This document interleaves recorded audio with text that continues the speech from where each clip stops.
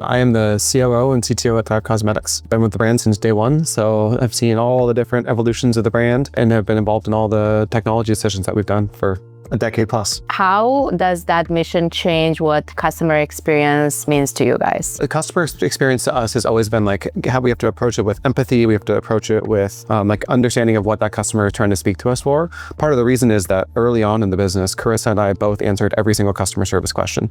And with all of that, we wanted to make sure that customers felt seen and writing into us to be able to recommend a product that's actually going to help them. And so like we started off with this kind of ethos of like, take care of them even if we can't take care of them. Now, today, we have a bigger team that does CX. We have Siena that uses it. And we've tried to empower our team and Siena to be able to still show up to customers in those ways. So to know that someone could be going through something. Someone might be writing in to say that their family member is going through breast cancer and they got products from a charity donation that we did. And like we feel like it's our obligation to take care of that person in whatever way we can. So that still is instilled today in the business, not only on the customer service side, but also inside of the company where people like see those interactions with people, our customers, and like really feel like they're part of that like give back mission. How is that impacting the way you evaluate your technology stack? I mean, they're kind of opposing roles sometimes, but they work well together. One thing that I look at is as like a COO and operating the company, I want as little complexity as possible.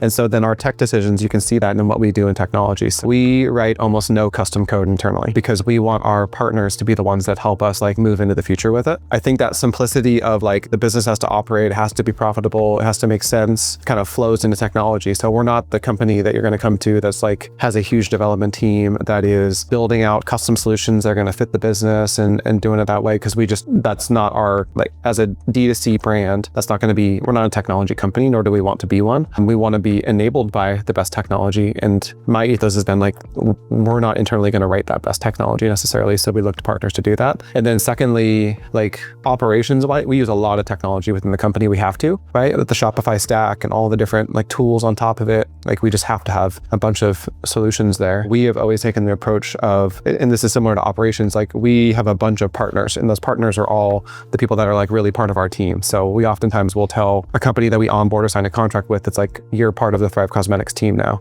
And like, we're going to give you feedback and you're going to work with us. And so we really want it to be a two-way street to make the product better and to be able to make us better and make it better for our customers. So we're like, we very much have an open line of communication with all of our partners we use. Yeah, I know because we partnered together on a lot of like new developments of Siena, and we had the privilege to have you as a design partner, and we always appreciated like direct feedback and you guys knowing exactly what you want. And yeah, that's ideal for us. We're always like super excited when we get to work with brands that are open to that type of partnership. Yeah. It's a two-way street too, right? Yeah. Like sometimes we ask for things and you're like, like, you know, we thought about this, but this is why it might be better. This is why we built it. So I think it's like, it helps us refine our thinking to be a better partner too on that side. I know we're a paying customer because we believe in the product and we see it impacting our customers every day. But also like when there's that two-way street of just not just yes all the time and some level of like, let's work together to solve this the right way. Knowledge work and some of the like Slack messages back and forth of, hey, we're seeing this, what should we be doing here? Like your team is really helpful in being able to work through that and then finding gaps so that we could build that together in the product and make it better. So, and we've seen that over time. It's probably the same process that you follow with your customers because you have such a big community and you listen very carefully. Like, what do they want? Like, what do they need? Like, what else should we be like introducing? And sometimes you know that like the customer doesn't really know what they need. So you need to step in and like drive that, right? So it's a balance, as you said. And like, I think this is what our product development team does really well. Our marketing teams, like they have an idea of what they want to go build, but they also know that their answer is not the right answer necessarily. They're willing to go ask questions. They're willing to reach out.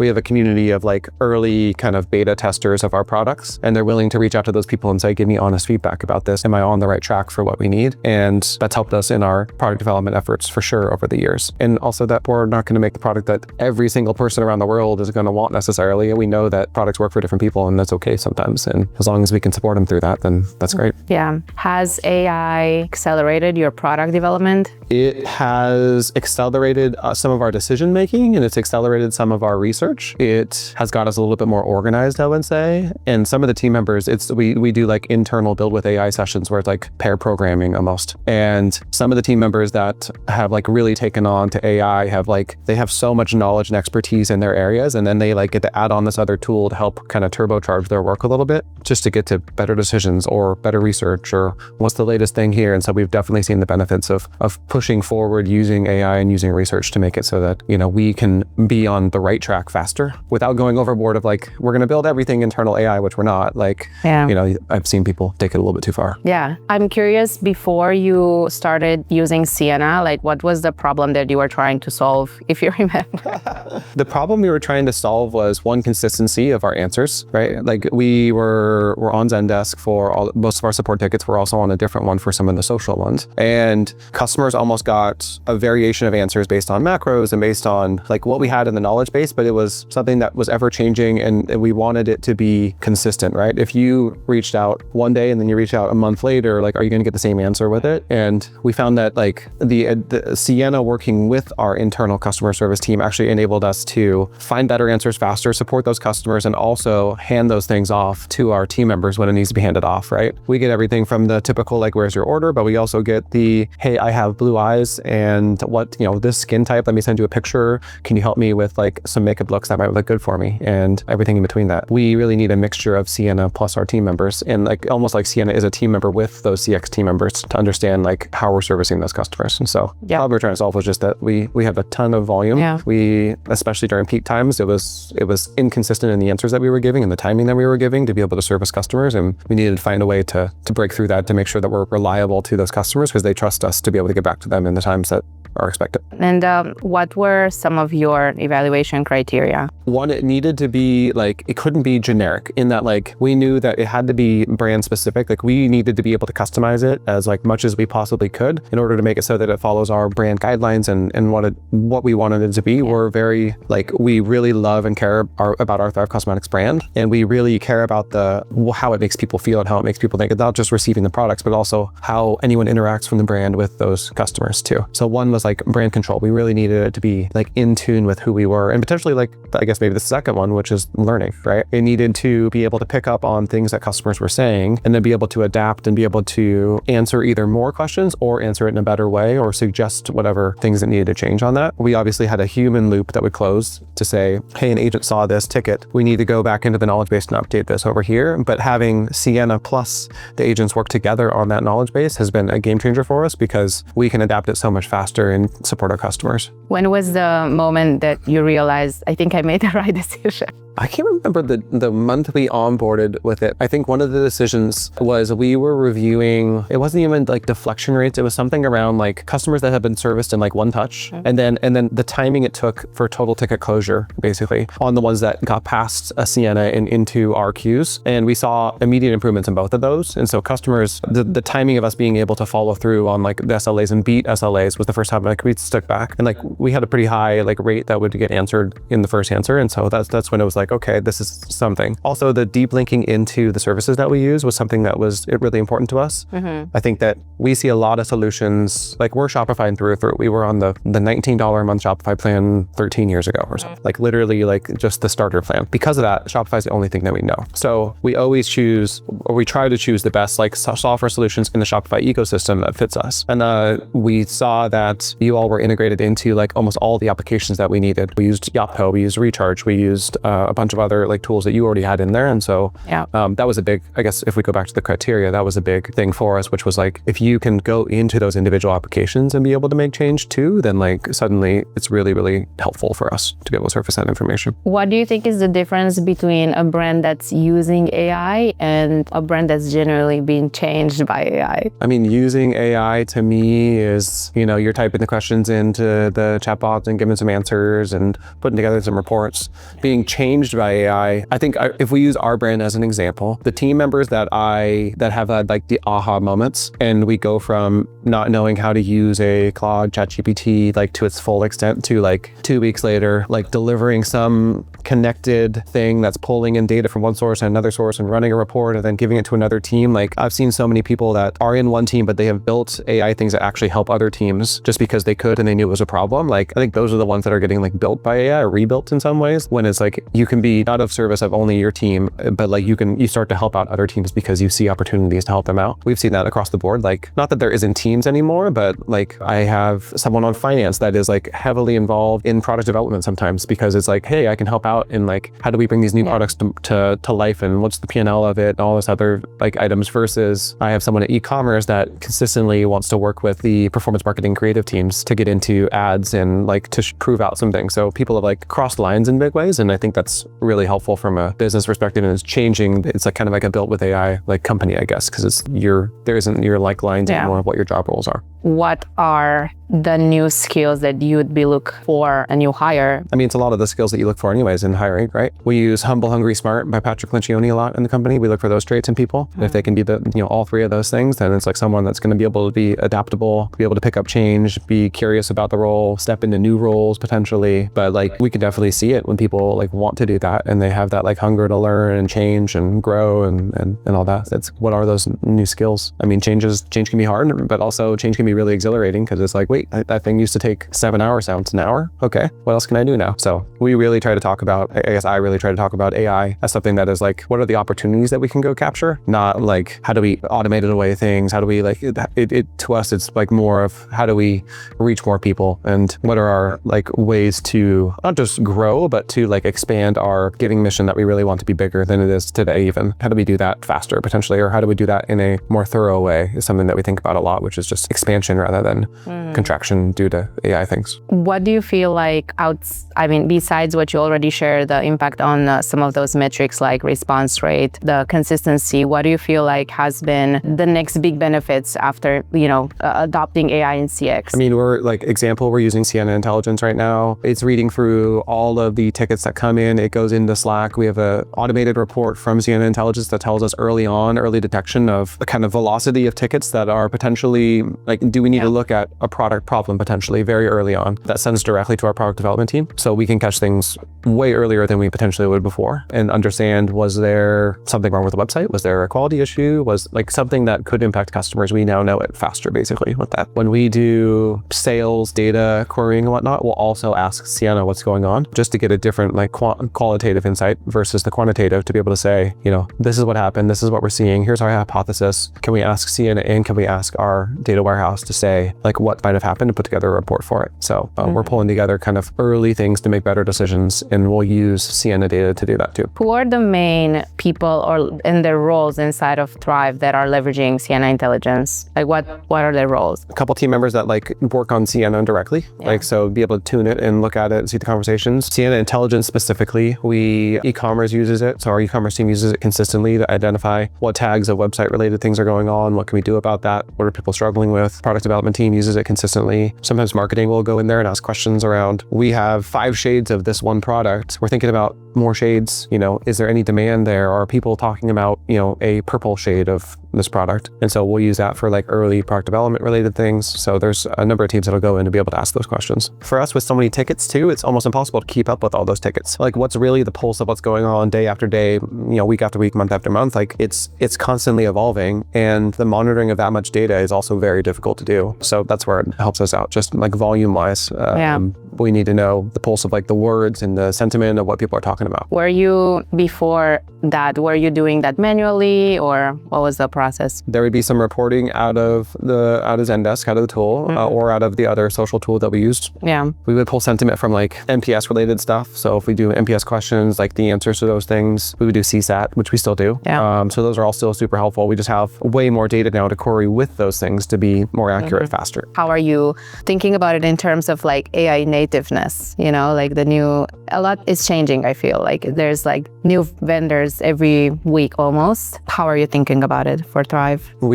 So we've used a lot of different vendors over the years, right? A decade plus inside of the Shopify ecosystem. We've tried a lot of them. I gravitate towards the vendor, like the software solutions that want to like build with us at the end of the day. So I think there's going to be less overall that we will probably work with and have direct relationships with, because you can build so quickly now, especially if you're AI native, you can build really quickly. But you still need the partnership to be able to determine like where that roadmap is and is it right for us or not. And so what we've seen is like we have gravitated towards the ones that have the Slack channels with us, have the conversations with us, proactive reach outs, like here's our roadmap, let me share it, let's work through these things together. This isn't said over here. I think this is going to be helpful to you. The software vendor that's like, I know you said this 2 years ago and we didn't build it yet, but we just released the alpha of this and like, can you take a look at it? And like circles back with our team who had been asking for something for a long time. So like to me, the software teams that are really organized, that like understand they're building for customers, that are asking questions, that are initiating like sharing sessions to be able to get like true feedback, are going to be the ones that we really continue to double down on and work with. And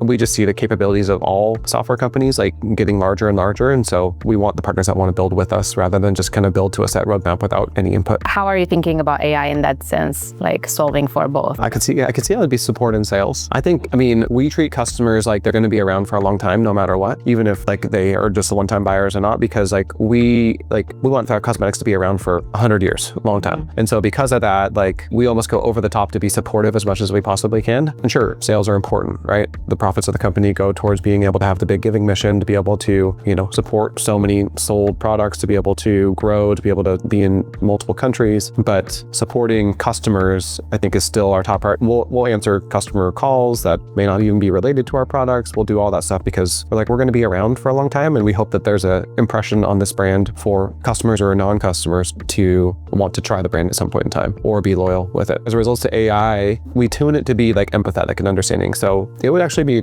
interesting to look at what we need to do in the future there. One thing that we do that is really helpful is making sure that whoever is chatting with a customer, is it Siena or is it one of our agents, has as much information as they can about that customer if they've given us that information, because you can show up in such a better way. Not that you need to, like, personalization can be a great thing for the interaction that you're having overall, especially if you are doing sales. So the more integrations, the more data that we have readily available for that interaction, the better off we're going to be for the sales process, and the better supported that customer's going to feel too. So it's super important to us. What do you feel like is the real cost of a fragmented tech stack, especially in the AI era? I mean, I think there's definitely some real cost. We've seen having to build multiple like AI brains, let's call it, right? So like what is the brand has had to be replicated in so many different areas. And in my mind, that in a perfect world is not, it lives in one central spot and then is replicated to all the different software vendors. So there's definitely a tech cost to that. It's like, is it still maintained if it was in a system that we haven't been in 3 months because it's been answering things fine? I'm not saying this is Siena necessarily because we're in there every day. So there's definitely a cost to that for the team and for the maintenance of that. But also the interoperability of the data now makes it so that you can connect so many services if it needs data between two different systems. So it feels like the barrier is going down a bit, but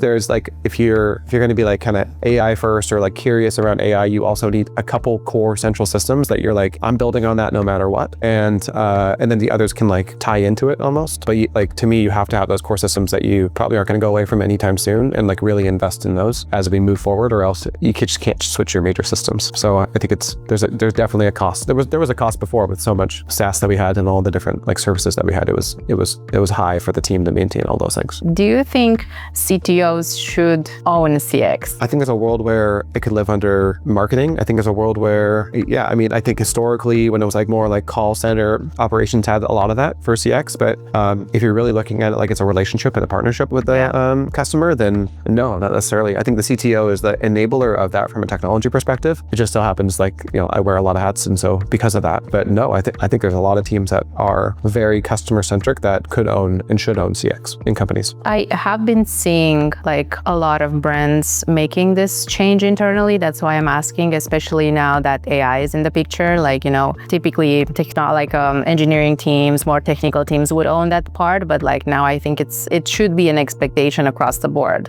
Like regardless where CX sits, like you need to be AI native. AI curious, AI native, like around all that, but also know who you're talking to. The AI is it's talking to humans at the end of the day. So that person leading it needs to be so in tune with what those people are saying about your product, good, bad, feedback, whatever. So as long as that doesn't get lost, whoever leads it is the person for it. But we can't just build without ever like talking to the customers and seeing what's going on. I think Thrive and what you guys are doing is like very advanced in terms of AI versus what I've been seeing, since working in e-com and since started building Siena and working with hundreds of brands. What's your take? What do you think most brands get wrong about AI? Why are they like still very much on the fence about it? What do you think it's like stopping them to restructure maybe their companies around it? I think leaders are one thing, right? If your leaders, your executives are not really dialed in, I'm not saying that they need to be AI experts, but if they're not encouraging it in a way to say like, this is something that is going to benefit, it can benefit the company and is not coming from a mandate sense, but more from a like curiosity sense. What I tell the team internally is like, I think AI is almost like learning how to paint for the first time. And like, you don't just like get a blank canvas and then you start to paint like this beautiful like picture. Like it's going to take a lot of effort and a lot of practice and a lot of iterations. And I think that's one of the missing links in a lot of organizations is it's not just like go to a 2-day training and become an AI expert. It's like what we do a lot is we do weekly sessions and it's like me and you with a laptop here and I'm writing a prompt and you're like, why did you write that prompt that way? And you're like, oh, okay, you're starting to understand it a little bit better. And like we build together. And so it's almost like going back to the painting analogy, I have like different levels of painters. And like if I'm a master painter, which I'm not saying I'm master at AI, but I have someone that's like a level 0, it's like they need to go from 0 to 1. And how do they go from 0 to 1? Well, let's get all their connectors set up in Claude for them. And let's show them the power of a couple key questions. Let's show them the power of like Siena intelligence and like what they can ask to help out their job. And so I think when it comes to getting people in companies excited about it, whatnot, it starts with the leadership of saying like, you got to give them the why, and then you also got to show them the path, the team members to do that, and then encourage along the way. And I think that there's some missing steps there along the way to just be like, we need to be using this, like in what ways? And so these are assumptions. I talk to friends, but I also, we're very focused just internally on us. And so like, even with us, sometimes I feel like we're behind on AI. Everyone feels that way. Yeah. And I talk to friends and they're like, oh no, you've built these cool things. And my friends will have like working sessions sometimes to say, what are you doing in business? But like, I don't know, the team has a really positive attitude towards it, which I'm really grateful for. I know that's not the case for a bunch of different teams. But we've really tried to foster like, this is here to help make decisions faster, help like abundance is what we talk about a lot. And I love that your team is always like open to joining any other type of workshop that we might host, like even if it's outside of Siena, and asking so many questions and being curious. Yeah. I mean, it's also making space for people to be able to do that in their jobs too, right? To encourage to be like, go learn that thing over there. There's some way that's going to translate back into the role somewhere, whether it's cloud design or whatever else that we do.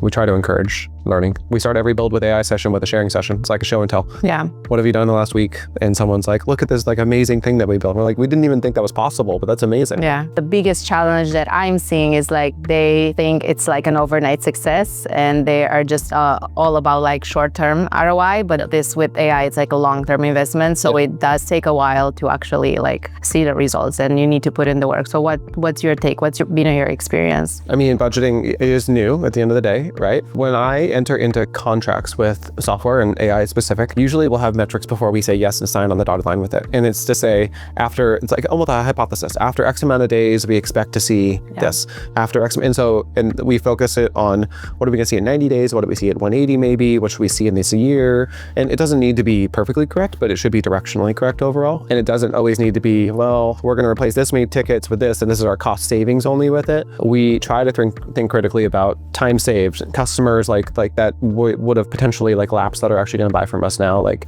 from a CX perspective, we just looked at all the factors to say, would this make sense or would this not make sense? And sometimes with solutions, we're just like, let's give it a go. Let's give it a pilot. Let's try it. Let's do one small step and see what's going to go on here with some hypothesis to prove it out.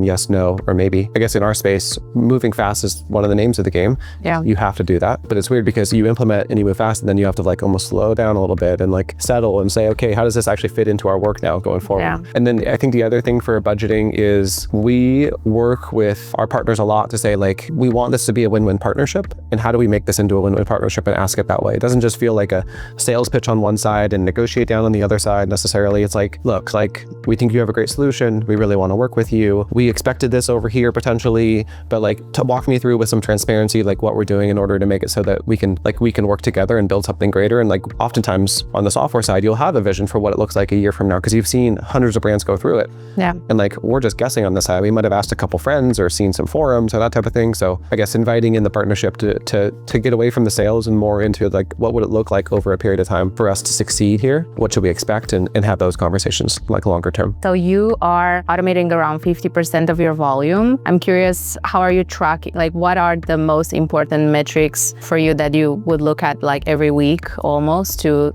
evaluate the success of your AI agents? I mean, first ticket resolution is the automation like serving the customer's purpose. We would do that in QA though. Yeah. Right. So like the person that's tuning like a Siena would be really looking at like, is this the way that we would have answered it? And this is what the customer expected for it. And then second would be like, does it like even out our peaks a little bit, right? If we have a huge sales volume weekend, do we see the huge blip a couple days afterwards, or is it like leveled out? So we have less, I guess it's less volatility overall in tickets. That's going to be the big help, because before it would be, do we need to staff up? Do we need to staff up more hours? Do we need to like do overtime, that type of thing? And now it would be something along the lines of like, it's much more stable, like it's more expected. And then some of the other metrics that we might look like is how fast we're closing tickets overall. We look at CSAT scores a lot. So we look at like, is the scores of Siena consistently at or above, depending on the flow. Obviously the different flows that we have live have different ratings on it. The scores that we expect it to be at. So we'll look at that consistently because quality is much more important to us than like automating away 50%, 70% more. Like quality is the most important thing for us. Biggest benefits. So reporting, what about if you want to share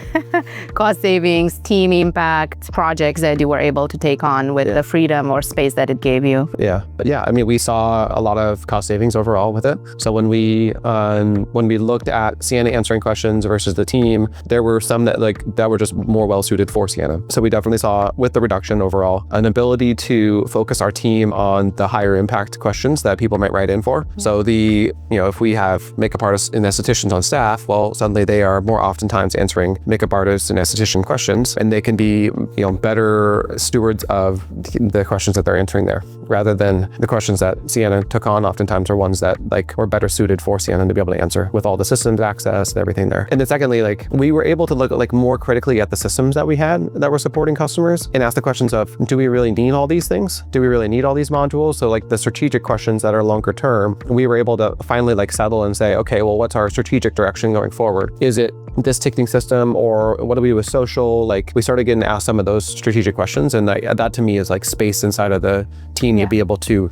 dream a little bit of like, what is the best state to be in, rather than like, what's our just steady state, like constant just answering questions and doing that. And so anytime a team gets into that like dreaming kind of thing is always a good sign for us. Thank you for sharing that. What would you advise other brands that are evaluating their AI stack, their tech stack at the moment, and are on the fence between going with an AI native solution like Siena versus maybe an add-on that their ticketing system might offer? Yeah, I mean, I think we're seeing it consistently that the AI solution oftentimes is maturing quickly enough to be like a suitable solution even at high volumes for us. And so like we will look at those ones that are more AI native as like we can build with them into what we need if it's not there, but oftentimes like they're really full featured already. We've honestly struggled with a lot of like more enterprisey type solutions that are moving slower, that are missing things or trying to build like add-ons, and it's been a struggle for us from an AI perspective. And also just from a like the pace of change and the pace of development has sped up so much, and the expectations around that like we see the large difference between the different providers that are still working at kind of the old pace and the ones that are like rebuilding themselves in a way that feels like they're keeping up. And like honestly, we want to be with partners that are going to keep up in the future. We can't lose some of those competitive advantages that we potentially have by being with the right software partners and choosing the right tech stack. Yeah, velocity is everything. Thank you so much for sharing your experience, Brendan. Really appreciate it. Yeah, thanks for having me.